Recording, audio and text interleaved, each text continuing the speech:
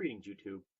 I recently watched a film called Total Recall 2077, The Machine, something or other. It was a Canadian production, part of a television series, so I'm not sure if it was like the intro episode or what. It was very uneven. Looked like a Canadian television show. Um, and it basically had nothing to do with a Total Recall property. It really, really desperately wanted to be Blade Runner, and it wasn't. And the main actor really desperately wanted to be Keanu Reeves. Um, but it got me thinking about the two previous Total Recalls, one with Schwarzenegger and one with Farrell. And both of them have controversy about them, but whether or not the character in it is experiencing the real world, or is he immersed in his purchased fantasy, in his immersive artificial reality experience. And for me, the answer is really obvious that he isn't. That in neither case is either person in an artificial reality. Now, why do I say that with such confidence? Because there are scenes in the film where we, the audience, are viewing things that are going on when the character, if it were an immersed fantasy, isn't there. And programmers aren't going to create aspects of a game world where conversations are taking place when the main character is not in that scene. When you're playing Fallout 4 or Skyrim, there are no conversations going on unless your character is in that scene. Period. There's absolutely no reason to do that.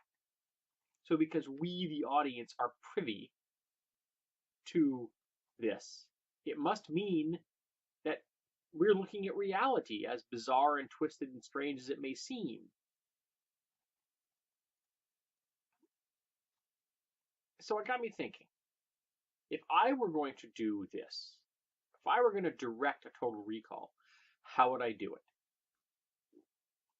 And the only way I can imagine doing it so that you, the viewer of the film, have absolutely no way to tell from what's happening to the character's perspective and point of view whether they're in an immersive world or not.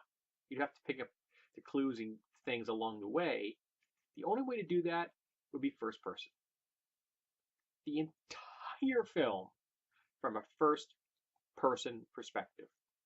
The only time you would see the character would be when they are looking at a reflective surface, or like a video camera I am at the moment, where I can see myself right there. Then the character can see themselves. For example, in the Schwarzenegger version, he actually watches a videotape of himself with a towel around his head, pulling out things out of his nose. Right. Um, that would be an example of the character seeing himself. But the rest of the film would have to be from the first person perspective. And if you do that, then it becomes a mystery. Then it becomes, well, are they or aren't they? Who knows? There are clues. Oh, look at that. That person looks a whole lot like the individual that he said he would like to see in his fantasy, and yet there they are. Now, is that actually because he is in a fantasy and that was constructed for him? Or is it just happenstance that there's a person there that looks like someone he ordered? Because maybe the software parameters are broad. Who knows? Maybe his memory of what he ordered is imperfect, just like ours is. When you see someone in a crowd or a picture somewhere, and you see someone else later, you could be mistaken. Eyewitness testimonies are horribly inaccurate, and I would see no reason why it wouldn't hold true in this case as well, if it is a truly immersive experience. So I think that's the only way you can do this, is to completely immerse the viewer in the same world from the same perspective as the character. Now you do that, so all you're basically doing is hearing the actor. So it's going to be a lot of voice work, and in very few scenes you're actually ever going to see the face. Whether the main character is a woman or a man doesn't really matter.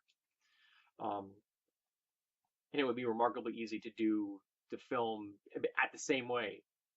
Basically, just like have a few stock scenes of both gendered presentations, voice work, and you could have a film that could be done either way, which would be kind of interesting. A dual film, double tracked or something like that on it, but on a Blu-ray.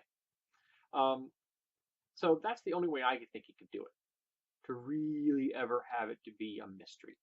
So I ask you folks, do you think that the two previous examples that I've given, the Schwarzenegger and the Farrell films, conveyed that? Did it give you that sense of mystery? Has anyone seen the Total Recall 27/7 Canadian version and been flabbergasted that it had so little to do with the Recall franchise and so much to do with trying to desperately be Blade Runner? Well, I think we can have a conversation about that as well. I should probably do a full review on that one. But I just at the moment been clicking around in my head how I would do Total Recall if I were the director. And that's how I'd do it. First person, absolutely give you the perfect setup to make the mystery actually seem mysterious.